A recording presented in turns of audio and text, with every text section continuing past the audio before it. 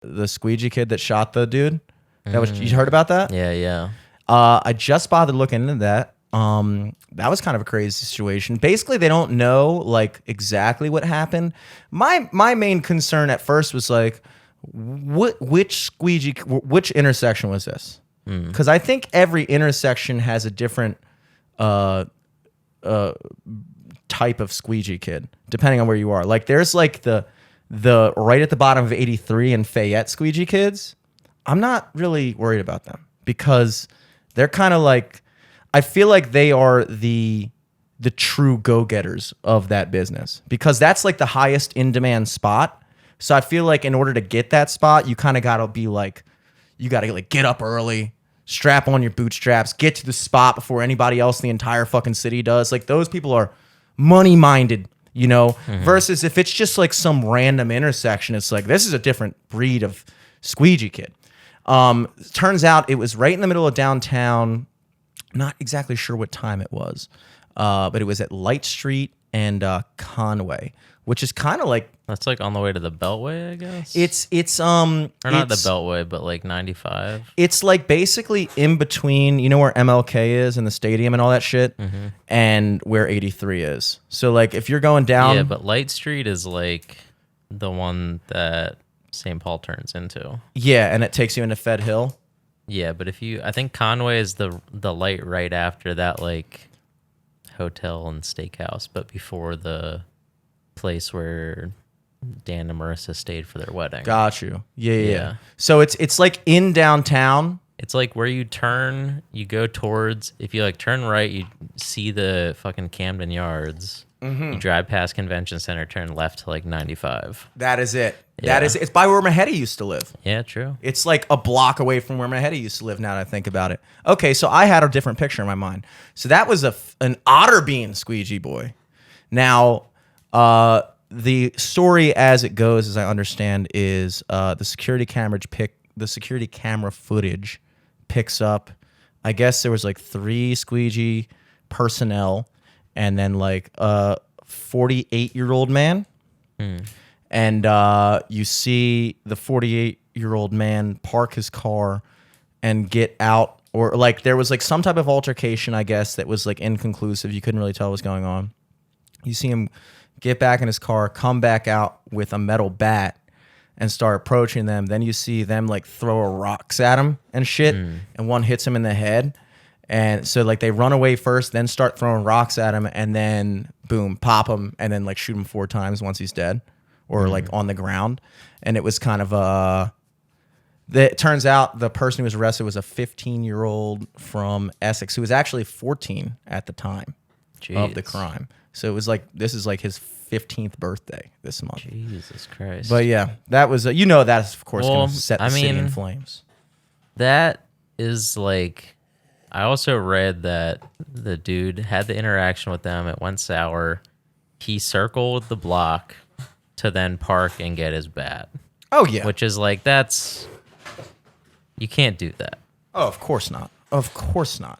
As an adult, you can't just like, you got to take that as like fucking, not kids being kids, because like, that shouldn't be happening. But like, I don't know. To a degree, I think when you're interacting with anyone at a stoplight, like whether it be like a dude selling water, Squeegee kid, or whatever, like the dude selling fucking bean pies or whatever, it's all about, dude, if you're treating someone nice, if you're just being respectful and not treating someone like a fucking like video game NPC, they're not going to fuck with you for the most part.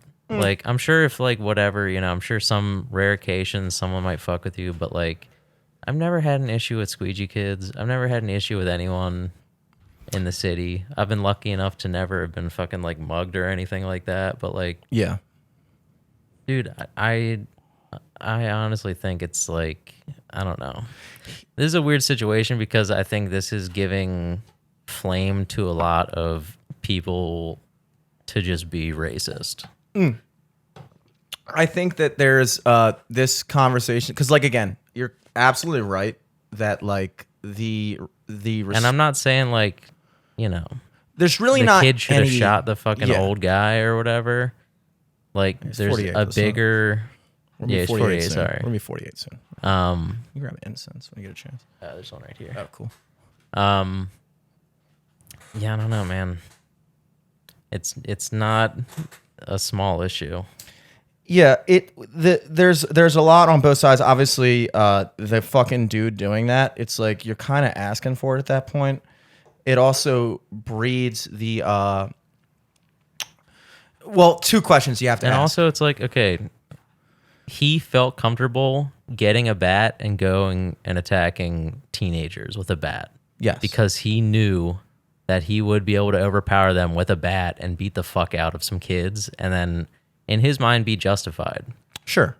He wasn't expecting them to be able to fucking fight back. And, Perhaps not. unfortunately, they did, dude. Yeah, but then you have to ask the question is what are a bunch of 15-year-olds doing around on the corners of Baltimore with fucking guns in their shorts? They're fucking doing a cash-only business all day and all night and then having to go home. And they're walking around with, like, probably hundreds of dollars on them. They've probably gotten beat the fuck up before for that.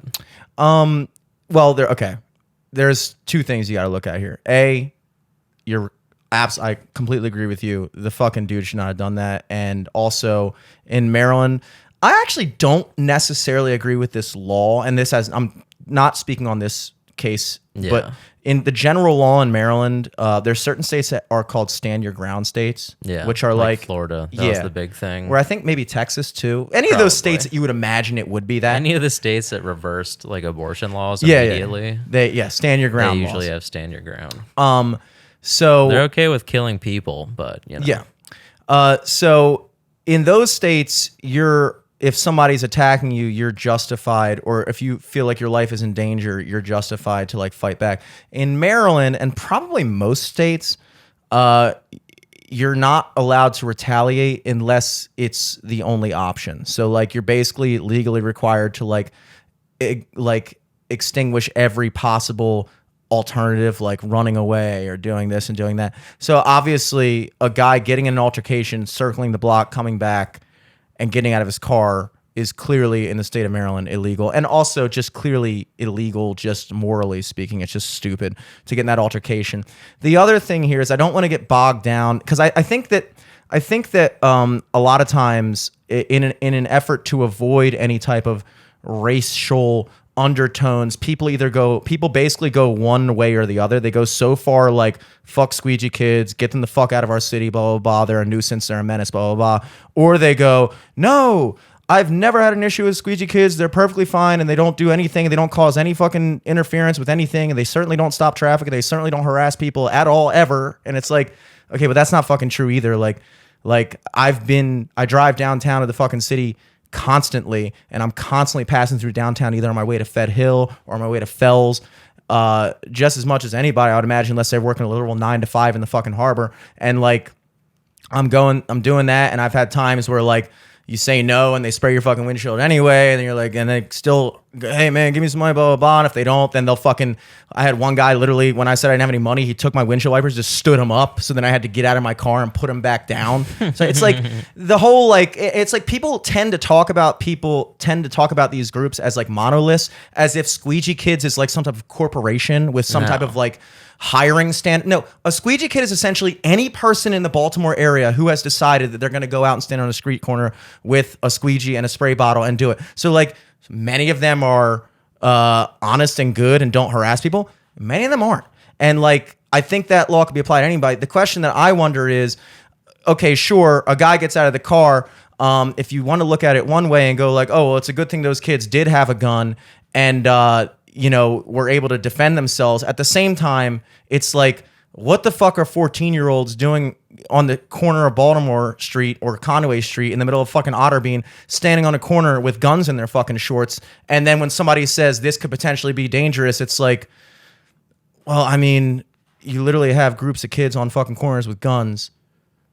And then it's like, sure, maybe they weren't planning on using it, but it's like the whole like, it goes back to a lot of things. It's like with the gun control thing, it's like, okay, well, we're talking about gun violence and we need more laws for guns. And it's like, well, that 14-year-old certainly didn't get a fucking gun legally. I don't know anybody who's selling a 14-year-old a gun legally. Yeah. So it's like, that shit wouldn't have stopped what happened. No. It's like you have to ask these questions. It's like, okay, so now we've established that not only are people on the corners in the streets doing this, but also they're fucking armed. And it's like, I personally don't see, like, I would like to see, like, they had like the fucking the job fair or something I read about in the summer when I was like reading up on it, and like 10 people showed up. It was like 4 squeegee workers. It's like, first of all, they are making a lot of money doing what they're doing, and a lot of it is kind of like Under the table, dude. Yeah, under the You're not table. paying taxes on squeegee money. And you would like to, it's like I don't think that the kid that did this or the kids that did this are these like, I mean, I'm sorry, I could be completely fucking wrong, but I'm just gonna go out and say I don't think these kids were fucking, hey mom, I'm going off to work today. All right, I'll pick you up at 5. Okay, and blah blah blah blah blah. Just put my fucking Glock in my boxer shorts and march on down. It's like, okay, what are we talking about here? Like, Yeah, really? you're somehow coming from Essex with a gun on you. Yeah, it's to like the city. Yeah, no, I'm not like justifying that at all either. Like, I'm just saying, like, I don't know. It's something where in this instance it was wrong. Absolutely. This instance, like, this is like a terrible instance that people are gonna be like, dying on hills over for the next fucking year. Yeah. Well, the good thing about Baltimore is something will happen. 3 things have happened since then, that are equally as bad. So, like, it's like, yeah, there's no shortage of shit to be terrified about and argue about in the city. Yeah. So there's always that. But, like, I don't know. It seems to me that, like, call it what you want. I've seen several times where, like, it's fucking rush hour and, like, like they're trying to get somebody's Cash App and the car is just stopped in the middle of the street and cars have to like move around it. You miss a fucking light because of it. There's just kids in the middle of the fucking road in like a fucking 4-lane highway walking around up and down the thing. And it's like, I'm not against people trying to make money. I think that there is a more reasonable way of going about it. Like, if this is if the government's best plan here is just to say, fuck it, let them do it. We got nothing better for them. It's like, that's kind of a weak fucking position to take, Yeah. It's like this kind of like laissez-faire, like, well, there's really no opportunities in the city because of us, so fuck it. Just let them do whatever the fuck they want. Have fucking middle schoolers with guns on the corner, fucking, washing people's windows who don't need their windows washed. It's like it just seems like such a stupid approach from our leaders, quote unquote, that it's like it can't. Because if they were ever to do anything about it, it's like way, way, way too far gone. Like, if you were to, go after like squeegee kids as quick as they would go after like a fucking dude without a permit to fucking play music or do magic at the fucking Inner Harbor, then like this probably wouldn't, be an issue. Oh, 100%. And but at the same time, it's like, I don't know. The city. I don't think they should be going hard on squeegee kids. Like, I think that is like, I'm not trying to like go down fucking Light Street and see people like, 13, 14-year-olds getting arrested for squeegeeing cars. Like, yeah, not arrested, but like just a good old fashioned get the fuck out of here wouldn't hurt. It's like just some level of like, if they could at least apply the same level, because this is something I was talking about with John the other night at the Kent. We went out for a beer after our gig, and I was talking to those that older the peoples whose kids went to our high school, and they come out to see me perennial every week. And I told him I was playing at Ampersy on Friday, and I was like, dude, you got to come out. It's fucking beautiful. It's right on the water, on the dock. Like, I play 6 to 9 on the pier. It's a good time. So they actually did. And so on my break, I went and sat with him at a table, and he was saying that his son was planning on buying that property where Brick Oven Pizza is. People call it Bop. It's right on Broadway. Not the best pizza, but nah, it's kind of sucked. Yeah, but I guess I'm imagining they're going out of business because he's buying the building, or maybe he's just purchasing the real estate and the business is staying there. Whatever, Bop is fine. It's there's not it's whatever. It's pizza. Yeah, and it's definitely like a touristy pizza. Yeah. type place. And he was saying that basically the rule in Baltimore is, or in Fells Point in that specific area is, I don't know actually, but if you don't have a liquor license, it could be citywide, honestly, I'm not sure. If you don't have a liquor license, then you are required to be closed by midnight. And I remember hearing, and he was like, so that's why he's on the fence about purchasing the business. And I'm thinking like, okay, so you're in the middle of a bar town where if you're open late night, you're maximizing your sales by being open when the bar's let out, and every fucking drunk person in Fells Point is like, yo, let's get a cheesesteak, let's get some pizza, bro. I'm fucking hungry, bro. I'm about to smash fries, dude. Like, obviously that's where your fucking bread is buttered. And then you have the city going, oh, you can't do that. You have to be closed when people are still fucking dancing to Pitbull. Yeah, what you know? the fuck? Yet, and this is what's frustrating, you have fucking food trucks pulled up on the street, not paying property taxes, not contributing any. A lot of them are running cash only businesses, so any sales they make are completely under the table. They're not even paying sales tax to the fucking government, or they're charging it and just pocketing it. Yeah. Because they're not really even required. There's no. I think for the most part, food trucks do have to get permits to like. They have to get permits, but like, okay, paying a fucking one-time fee or like a yearly fee for a permit is a hell of a lot less of a contribution to the city than a guy who owns a fucking building and is running a business out of it, and everything is on the books, and he has to fucking pay property taxes every year in the thousands and tens of thousands because the fucking taxes are so high. It's like, so you have. So you shut down the people who are actually invested in the community, the people who have actually purchased real estate, running a business, paying their taxes. You tell them you can't fucking operate at a peak hour when it would make you money. But alternatively, you could buy a van, park on the side of the road, run an entirely under the table fucking business for the small fee of like a couple $100 every year to get a fucking permit, and you're good. And it's like, it's almost like you look at it and you're like, so many of the policies, it's frustrating because I remember having the same conversation when we were talking about the people who were just setting up like block parties in the middle of Fells, bumping music right outside of Bar Cosina and Admiral's Cup on the pier. They don't get talked to. You have people fucking selling during the COVID times, people just walking down the street with coolers full of beer and just selling beer and drugs, and you see it all. Guys walk down, man, I got that Coke, I got that blah, blah, blah. And it's like, okay, nobody fucking touches them. Nobody says anything yet. You have fucking Abbey Burger being fined for some mask violation. You have the Horse being fined for a noise violation because the inside music was too loud. And it's like what the city appears to be doing. And it's evident with the fucking speed cameras on 83 now that are about to go live. Because I've gotten... Oh, they're live already. Well, I've gotten a bunch of 13th. warnings. Oh, the 13th? Okay, Yeah. cool. So they're live right now. Great. Well, before the 13th, Dom got 2 citations in the mail, and I got 2 citations in the mail. They were both warnings. I think somebody told me that they had to go 90 days of just warnings before they could start actually fining you. So I've already racked up 2 or 3 warnings in the past 3 months because who the fuck is only going 60 down 83? I'm not saying you got to go 90. No. But like there's a certain vibe of a highway. When you're like going downhill too, you just forget. You just go fast, dude.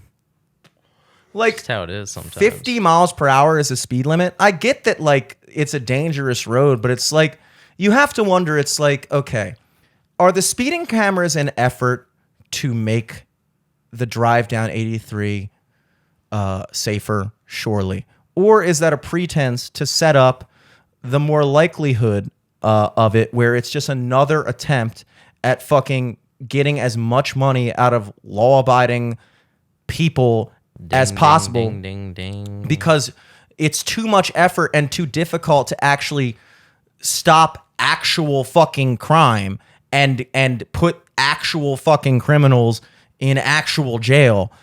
So instead, let's hone in on the few fucking people that are actually, or not few, I don't mean it like that, but let's hone in on the people that actually will pay a fucking fine if they get it in the mail instead of avoiding it, or actually are invested in the community, because we can go into the Horse and tell them that they have to give us $200 because their music was too loud. But we have no chance telling the guy set up on the corner to pay us $100. We're never going to fucking get it. So why would we even waste our resources trying to actually stop actual violations when we could just fucking nickel and dime people that are actually trying? And that's what's so frustrating. And I thought it was so evident with like that situation with the restaurants. It's like, it is so unfair, and it's got to be so incredibly frustrating to have taken the time to pay your taxes and own a building in the city and try to run a business, and then watch all your money get taken by a guy in a fucking van and a generator. It's like, why is this guy allowed to sell gyros until 4 a.m.? I can't make a fucking gyro because I'm in a building? I can't make a gyro because I pay you guys too much money and I actually contribute to the neighborhood and I'm actually investing in the community. It's so annoying. And then you look at it, it's like, it's the same thing with the Squeegee kid situation. It's like you were saying earlier, it's like, well, you know, if they went after the Squeegee kids with the same type of veracity, if that's a word, I'm not sure, it sounds right though, that they go after like a fucking guy doing this or that, it's like, yeah, but they never would. They wouldn't, because they can't. Because they know that if they go after Squeegee kids, there's nothing in it. They don't have the manpower to do it. It's much easier to walk into a fucking bar and talk to a guy who is really trying to do good and go, hey man, like blah, blah, blah, blah, you know? I don't know. It's just frustrating. I mean, the whole Squeegee, the whole encounter that I'm discussing right now is like, obviously what the fucking bat guy did was fucked up. Also, he paid with it for his life, or paid for it with his life. That's no good either. So like, I mean, that's just a question that I feel like, I'm sure it is being asked, but like, it is a very pertinent thing. It's like, okay, well, yeah, the guy did charge them and he was shot and killed, but it does beg the question, what the fuck were a bunch of middle schoolers doing around on the corner of Otterbein with guns in their shorts? It's like, yikes. A little bit yikes. Like, maybe people aren't completely fucking off base when they say this is a potentially dangerous fucking situation, to just completely ignore it.